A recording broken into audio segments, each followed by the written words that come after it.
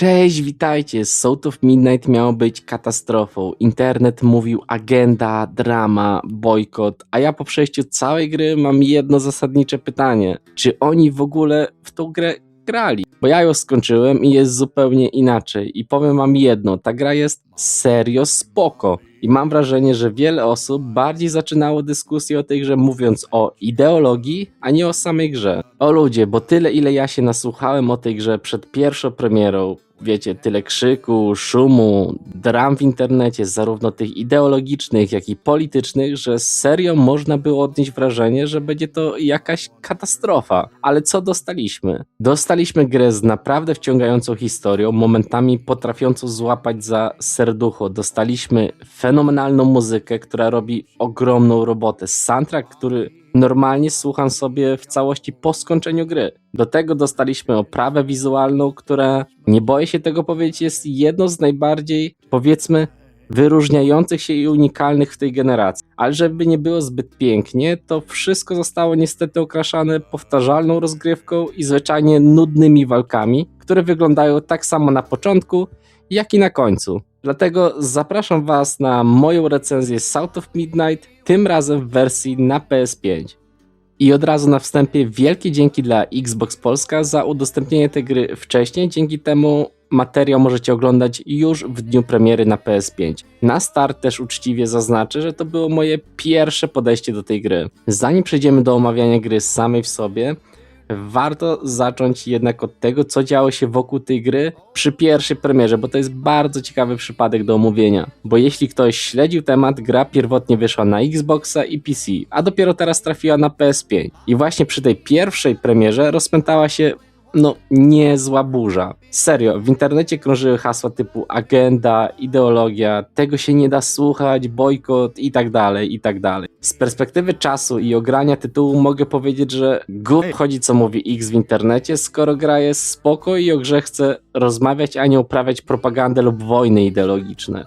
I teraz po przejściu całej gry mam jedno zasadnicze pytanie. Czy osoby, które głośno ją krytykowały, faktycznie ją skończyły? Czy zobaczyły napisy końcowe, czy przeżyły tę 12-godzinną historię, czy po prostu odpaliły autopilot i powtarzały to, co przeczytały w internecie. Bo mam wrażenie, że dyskusja wokół tej gry kompletnie nie dotyczyła tego, jaka ona jest, tylko wszystkiego dookoła. I serio pytam po raz kolejny do tych, którzy krzyczeli o agendzie czy ideologii. Co was tak konkretnie uderzyło i ugodziło w tej historii? Co tam jest aż tak kontrowersyjnego? I co sprawia, że to obrzydliwa agenda? O Jezu.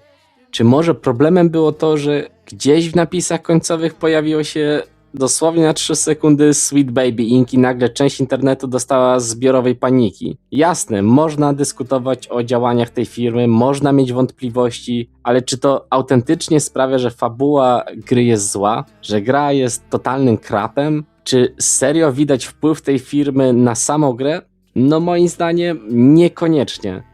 No bez przesady. I tutaj zapnijcie pasy, bo wtedy takim kolejnym argumentem było to, że jest bohaterka brzydka. No ludzie, serio. Nie wiem, co niektórzy mają do postaci Hazel, ale moim zdaniem to bardzo dobrze zaprojektowana i atrakcyjna bohaterka. W trakcie materiału Scoff pokażę wam kilka ujęć z różnych momentów gry i sami ocenicie, czy to naprawdę jest problem, czy może znowu ktoś tu sobie dopowiedział lub Sweet Baby Inc., co niektórym mieszka rent free w głowie, bo tak to wygląda. Foliowa czapeczka i wiecie, można dalej uprawiać ideologię i propagandę. Ale dobra, wracamy do filmu.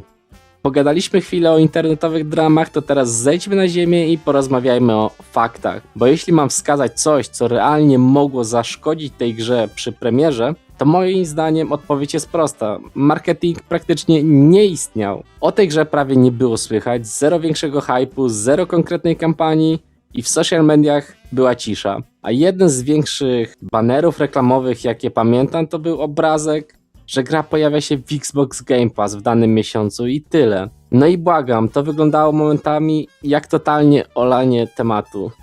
I to jest coś, co faktycznie mogło wpłynąć realnie na odbiór tej gry, a nie to, że ktoś zobaczył jedno logo firmy w napisach końcowych lub ktoś coś napisał w internecie i dostał palpitacji serca i zrobił o tym 10 filmów. Ale dobra, przejdźmy w końcu do tego, co najważniejsze. Jaka ta gra faktycznie jest. Zacznijmy od gameplayu, uprzedzam od razu, nie spędzimy tu pół filmu, bo no jest o czym pogadać, ale bez przesady. South of Midnight to klasyczna przygodowa gra akcji. Biegamy, wspinamy się, skaczemy, czasem przebiegniemy się po ścianie i od czasu do czasu skręcimy gdzieś w bok, żeby zebrać walutę do ulepszeń, fragmenty zielonego pyłu zwiększający pasek życia, czy jakieś tam notateczki, które rozbudowywują świat gry sam w sobie. I generalnie to działa dokładnie tak, jak myślicie. Mamy dość korytarzową strukturę, która prowadzi nas od punktu A do punktu B, ale co jakiś czas gra się trochę, powiedzmy, otwiera i trafimy na przykład na bagno, farmę czy mniejsze lokacje, gdzie możemy wejść do kilku budynków, zajrzeć gdzieś tam w zakamarki, coś podnieść, no i ruszamy dalej z fabułą. I jeśli miałbym to do czegoś porównać, to najbliżej temu do Punisher Ghost of the New Eden albo najnowszych odsłon God of War, czyli taka półotwarta struktura, ale nadal bardzo mocno kontrolowana przez twórcę. Natomiast jedna rzecz średnio mi siadła, czyli gra bardzo szybko daje nam praktycznie cały zestaw umiejętności. Serio, dostajemy pchanie, przyciąganie, zaraz potem jakieś formy przemieszczania się na odległość, coś w stylu lotni, skoki na daleki dystans i nagle po krótkim czasie mam wrażenie, że już widzieliśmy wszystko. To trochę zaburza progresję, bo zamiast stopniowo odkrywać nowe mechaniki i ich się uczyć, dostajemy je niemal hurtowo na start. Jest tu co prawda drzewko umiejętności, jest jedno bardziej ogólne, jeżeli chodzi o zadawanie ciosów i powiedzmy walkę, o której trochę później, i drugie skupione na rozwijaniu konkretnych zdolności, ale nie jest ono jakoś szczególnie rozbudowane. Dodatek, który jest, ale nie zmienia diametralnie rozgrywki. Jeśli chodzi o samą eksplorację, mimo że jest raczej skromna i momentami dość umowna, to mi akurat siadła, bo nie ma tu przesytu i nie tego oczekuję w tego typu grze. Nie czujemy, że gra nas zalewa setkami znaczników i aktywności, co jest raczej oczywiste właśnie w grze tego typu. Raczej idziemy tutaj przed siebie, po drodze coś znajdziemy, coś przeczytamy, czy ulepszymy. I tyle. Ja na przykład odblokowałem praktycznie całe drzewko umiejętności jeszcze przed finałem, a nie miałem wrażenia, że jakoś specjalnie się spinałem, no wiecie, z eksploracją. Natomiast to, co naprawdę trzeba pochwalić, to feeling poruszania się. Skakanie, animacje, te wszystkie drobne ruchy bohaterki, to jest zrobione świetnie. Naprawdę osoby odpowiedzialne za animację odwaliły kawał dobrej roboty, bo ogląda się to bardzo płynnie i naturalnie. I tutaj można powiedzieć, że poziom animacji bohaterki czy cutscenek to jest, kurde, stary Disney lub Pixar. Po prostu wybierzcie sobie. I teraz przejdźmy do czegoś, co jest moim zdaniem absolutnym top tej gry. Soundtrack w South of the Midnight jest fenomenalny.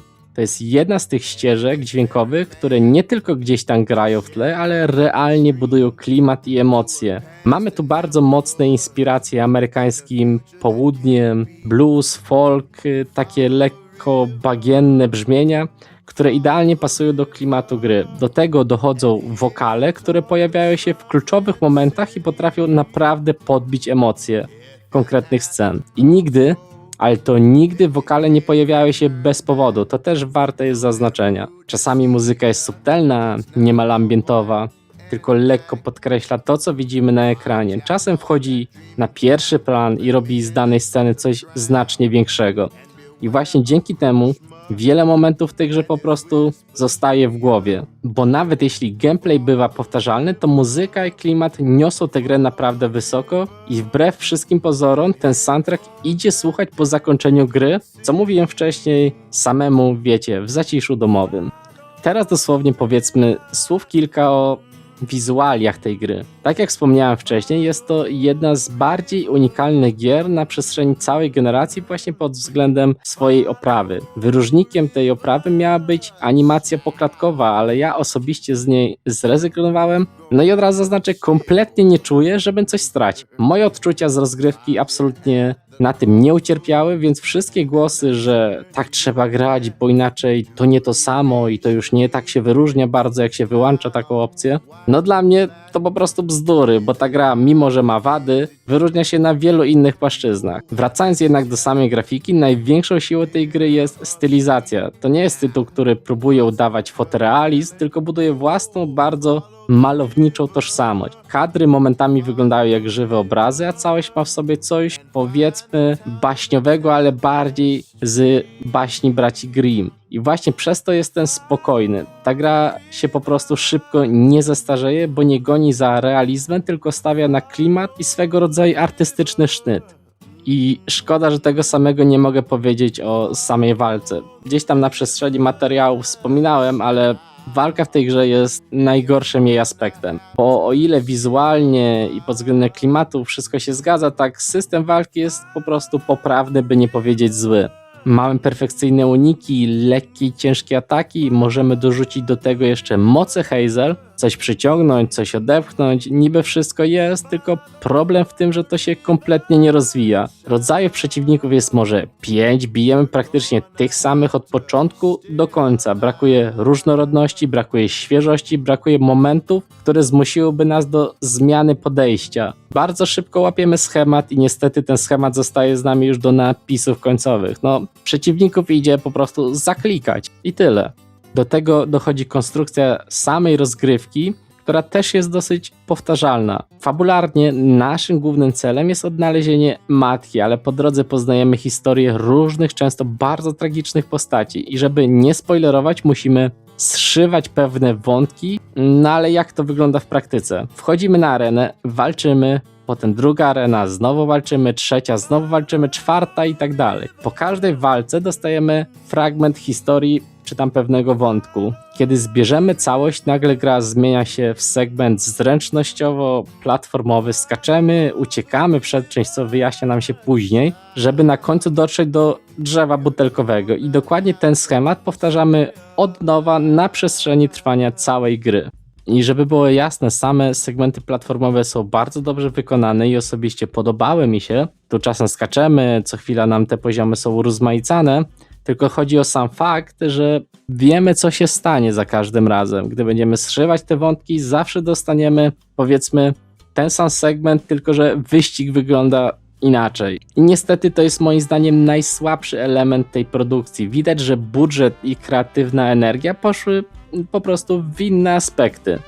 No bo słuchajcie, jedyne unikatowe walki, jakie spotkamy, to walki z bossami. Jest ich dosłownie garstka, każda z nich charakteryzuje się inną mechaniką, oprócz ostatniej, która w mojej ocenie jest najgorsza ze wszystkich.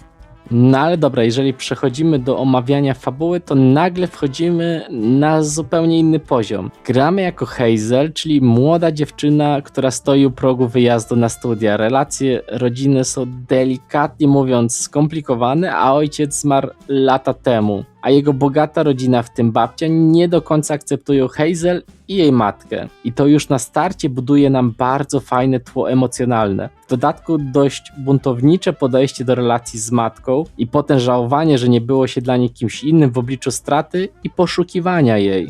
Gra jest właśnie też swoistą drogą Hazel do przepracowania samej siebie i swoich zachowań czy błędów. Taka autoterapia, co widać równie mocno na jednym z segmentów właśnie na bagnie. Nie będę opisywał tego jakoś bardziej, po prostu jest tam jedna ze scenek, która dobitnie opisuje to, co właśnie powiedziałem. Na przestrzeni gry poruszane są naprawdę różne, często ciężkie tematy i co ważne, zrobione są one z wyczuciem. Mamy wątki chociażby związane z historią pracy przymusowej osób czarnoskórych, mamy historię ludzi skrzywdzonych, odrzuconych i zapomnianych. I tutaj kilka przykładów, żeby nie wchodzić głęboko w spoilery. Starsza kobieta pomagająca uciec rodzinie, albo historia dwóch braci, jeden mocno faworyzowany, drugi inny z pewnymi dysfunkcjami. I moment, w którym ten lepszy brat uznaje, że tamten go ogranicza, wykorzystuje jego słabości, zamyka go w pniu drzewa, zabija to drzewo deskami i nigdy po niego nie wraca. To jest naprawdę mocna scenka i takich historii jest tu więcej i serio potrafią złapać za serducho. Do tego dochodzi sam rozwój Hazel. Na początku ona sama nie wierzy w to, co się dzieje. Ten świat wydaje się jej dziwny, nierealny, trochę magiczny. I to fajnie widać w interakcjach chociażby z jej pluszakiem, który ożywa i staje się nie tylko elementem mechaniki, ale też pełnoprawną postacią pomagającą nam dostać się w miejsca bardzo nietypowe i niedostępne. No i sama postać Suma to jest absolutny kolejny top. Uwielbiam gościa, jego komentarze, jego rola. jako takiego narratora w tej historii robi tu naprawdę dobrą robotę i nadaje całości charakteru. Ma właśnie taki vibe takiego rewolwerowca, tak zaciąga mocno swoje zdania, jeśli wiecie, o co mi chodzi. Więcej o fabule nie chcę mówić, żeby niczego wam nie zabierać z doświadczenia, powiem tylko tyle. Jest bardzo dobra i naprawdę nie warto słuchać ludzi, którzy skupiają się wyłącznie na jakichś ideologicznych i politycznych wycieczkach odnośnie tej gry. I oczywiście pierdołach zamiast na tym, co ta gra faktycznie opowiada. I to właściwie wszystko, co chciałem wam dzisiaj przekazać. No i South of Midnight to jest gra, która przy swojej pierwszej premierze miała bardzo ciężką drogę do pokonania, bo dyskusja w obrębie tej gry trwała nie o samej grze w sobie, tylko wokół tematów ideologii, polityki, agendy i tego, co pisali różni ludzie w internecie, ale jeżeli poznałem ten produkt i zapoznałem się z tą, powiedzmy, 10-12 godzinną historią, to na przestrzeni tych kilku godzin bawiłem się serio dobrze. Wiadomo, walka nie jest najmocniejszą stroną tej gry, według mnie, tak jak mówiłem w recenzji, jest najsłabszym jej aspektem, ale sama historia, kreacja świata, soundtrack, te mniejsze historie, które poznajemy na przestrzeni całej gry, które zlepiają się w całą nam fabułę, jest tu bardzo mocnym aspektem tej gry. Mam nadzieję, że film wam się podobał. Mam nadzieję, że dotrwaliście do końca. Słyszymy się w kolejnych materiałach. Trzymajcie się. Cześć!